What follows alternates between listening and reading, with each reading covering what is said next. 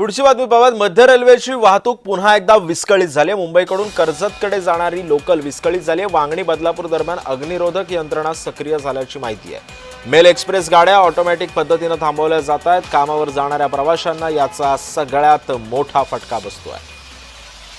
आणि या संदर्भामध्ये अधिक माहिती देते माझी सहकारी ज्योत्स्ना गंगणे सध्या आपल्याच आहे। ज्योत्स्ना, नेमक्या हा घोळ कशामुळे होतोय, काय तांत्रिक बिघाड झालाय?